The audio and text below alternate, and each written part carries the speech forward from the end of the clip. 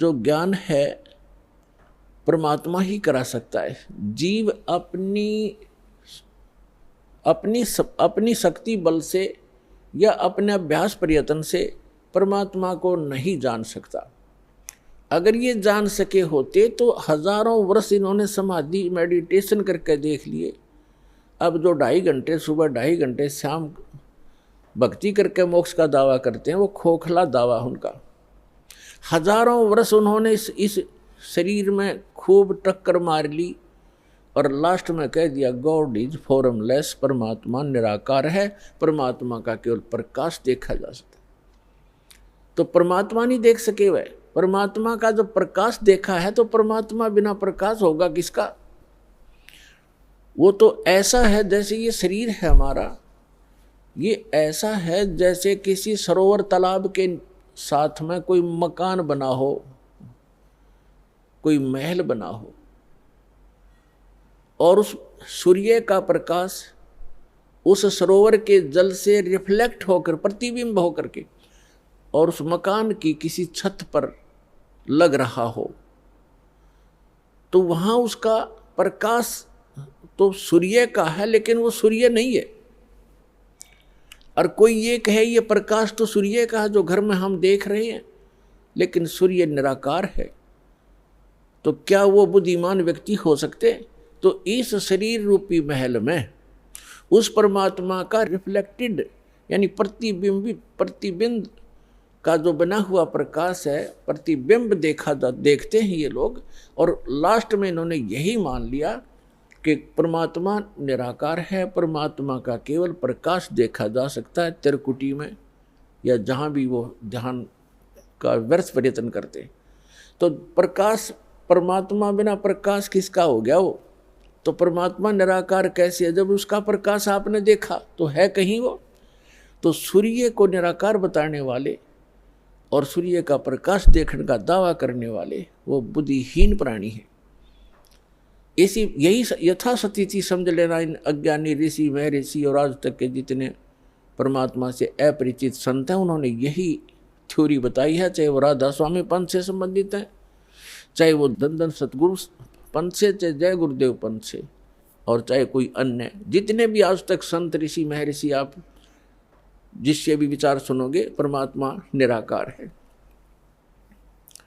और जो निराकार और साकार दोनों स्थिति बताते हैं वो कति अनजान है। वो कहते हैं परमात्मा मूलतः तो वो निराकार ही है, लेकिन यहाँ साकार बन कर आता है, जैसे श्री राम और श्री कृष्ण रूप में। कोई बात हुई? फिर निराकार साकार अलग कैसे हो गया? तो साकार मानो या निराकार मानो उसको, तो दोनों स्थिति नहीं होती किसी वस्तु की। कोई नहीं कहे अंधा भी है और दिखे भी है, ये दोनों बात थोड़ी हो सकती है। अंधा है तो अंधा ही है, उसको दिखता नहीं फिर, और दिखता है फिर अंधा कैसे? निराकार है तो साकार कैसे? वो साकार है तो निराकार कैसे? तो जिन महापुरुषों को परमात्मा स्वयं मिले अपने प्रयत्न से, पुण्यात्माओं, आज तक किसी ने भगवान को पाया नहीं। राज्य भी त्याग दिया, परिवार भी त्याग दिया, जंगल में वन में जाकर के गुफाओं में भी रह लिए, धुने लगाकर प्रयत्न किए, चारों तरफ आग बाल कर, और झरनों में खड़े होकर भी साधकों ने परमात्मा प्राप्ति का प्रयत्न किया, लेकिन ऑल इन वेन यानी सभी निष्फल रहे, क्योंकि उनकी साधना अकॉर्डिंग टू द शास्त्र नहीं थी, उनकी साधना शास्त्र अनुकूल नहीं थी, मनमाना आचरण था। और अब भी जो कर रहे हैं मनमाना आचरण, वो भी अपना जीवन व्यर्थ कर रहे हैं। जैसे श्रीमद् भगवद गीता अध्याय नंबर 16 के श्लोक 23 और 24 में स्पष्ट किया है कि शास्त्र विधि को त्याग कर जो मनमाना आचरण करते हैं, उनको न तो कोई सुख होता है, न उनकी गति परम गति होती है, और न ही उनका कोई कार्य सिद्ध होता है, उसको कोई सिद्धि भी प्राप्त नहीं होती, अर्थात यूजलेस, व्यर्थ। इसलिए गीता अध्याय नंबर 16 के श्लोक नंबर 24 में स्पष्ट किया है, इससे तेरे लिए अर्जुन कर्तव्य और अकर्तव्य की व्यवस्था में सदग्रंथ ही प्रमाण है। सदग्रंथों के आधार से ही आप अपना कौन सी साधना करनी चाहिए, कौन सी ना करनी चाहिए, ये निर्णय कीजिए। किसी की दंत कथा लोकवेद पर विश्वास मत कीजिए।